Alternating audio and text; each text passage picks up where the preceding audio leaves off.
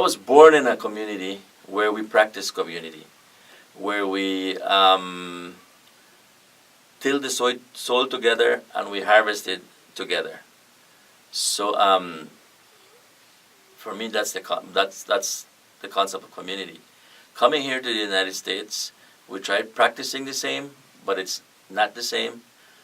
But there were parts that had to be looked at community-wise, and one was safety, and that is what brought me to WLI.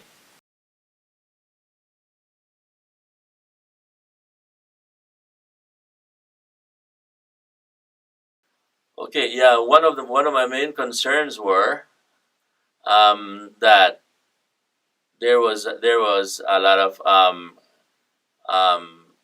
cars being stolen, cars being broken into, um, drugs use, and even sales in the community. So we needed to do something. Police was not enough, so community had to get involved, and we did, and tried to bring it into the community.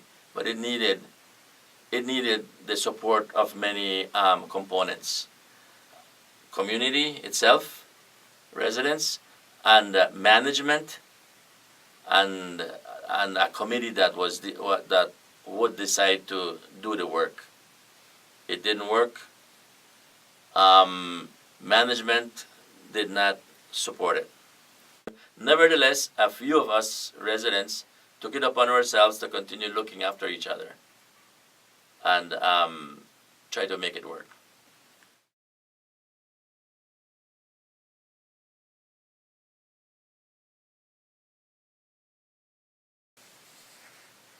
For me, and I think that for a lot of people, WLI is an eye-opener. It is a project supporter. They have all the tools that we could need. We could always go back to them if we have any doubts after graduation. The teachers are great. It's in Spanish and English now. So for those that don't speak Spanish, don't speak English, could go and do it in Spanish. One is going on, as a matter of fact, right now. And there is a lot of information, where to go for this or where to go for that, whatever project they want to work on, or whatever questions they might have. And well, plus people there are very friendly too. So I highly recommend it. Take the time off and do it. It pays off.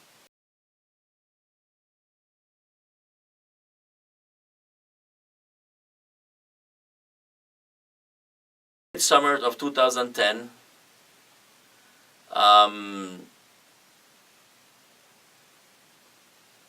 the big concern was that the children that were being recruited by gangs in the community, and we identified a few that were going to the school where my son was going. Son was 6 years old, and that just concerned me very much, and made me want to start making more advances towards addressing the need of doing something about it in the community. So seeing that before the first approach to community and management of the apartments did not work, we had to try something else. And then that's where my son and I introduced soccer to these kids that were already in the gangs and smoking marijuana and drinking alcohol. When my son told them about soccer, they brightened up, and it seemed like something that would work. So we made a soccer team for the rest of the summer there, and it took flight from there. The children made the decision to leave what they were doing for a soccer ball. So Heartland Boys Soccer was born, and we started using soccer as a tool to keep the children in school to help them raise their grades. And with that, other programs had to come so as to support soccer and to continue with the mission of keeping the children in school and getting the parents involved with their children, which also opened the doors for the parents to get involved in schools also. So the reason why I think our children fall into those categories of getting into gangs and stuff is because one, the parents are not there for them when needed, and this is due to, I would say, their socioeconomic status. It's not that the parents don't care, but because they don't have the time to take care of them. Most of the families are single parents. They're working. The children are out there on their own. The bigger ones taking care of the little ones. So then they are very vulnerable to these predators out there.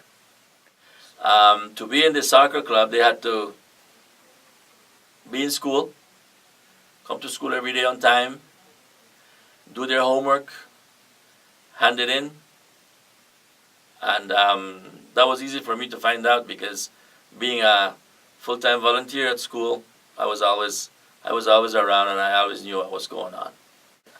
Heartland Community for Youth and Families is doing for our youth and our families is creating role models, because the older children that started 5-6 years ago are back already serving their community. They are back doing community work as coaches, assistant coaches on our soccer team, referees taking all these classes, and they are back serving their community where they started. So we're creating role models, and the big hope is, and the biggest challenge that we want to sustain is to keep them on that pathway towards college, towards university.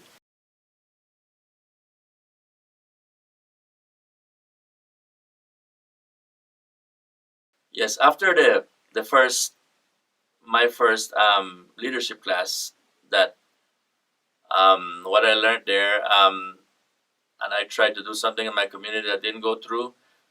I was given the opportunity to go back to another leadership class, but this time we were doing projects in groups, and I took advantage of this because already working with the parents, this just opened me to more partnerships out there. I learned a lot more about organization. I started learning about grant writing and and being more organized myself, because before I didn't have files or anything like that. But after this, I started working this way and opening more programs, getting the parents more involved. At this graduation at WLI, our project was the Jordan River Community Initiative, where we are doing more cleaning in the river itself, on the trails, and we are building awareness about the wildlife that lives along all our parkway. And we are documenting that with pictures that we will be exposing soon. We've done a few, and we're going to be doing more.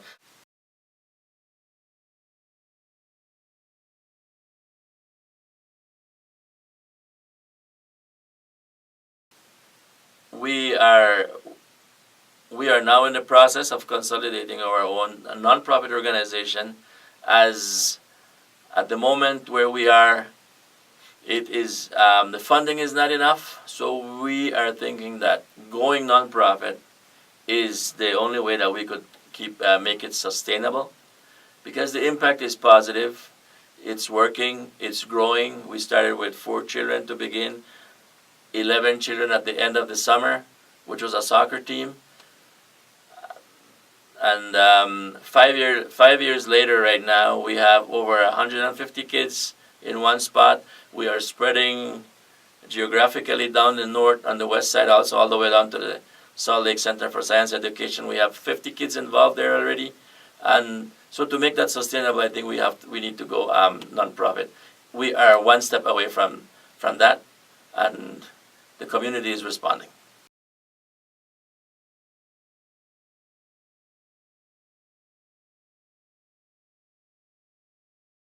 Challenging parts, it will always be funds to make it sustainable, funds to make more moves, and to be able to support more children and parents. Because behind all this, there are other problems that needs to be addressed, so as to make more community families involved.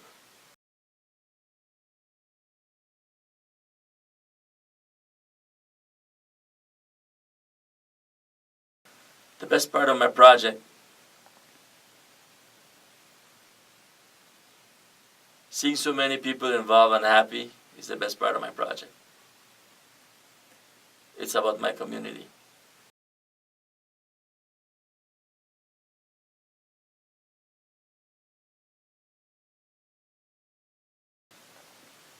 How much do you want to get involved? You want to get involved just for fun, or you want to get involved because you really want to make a difference? Because it's like any program, any program, you gotta be honest about it from the beginning. You have to have certain passion.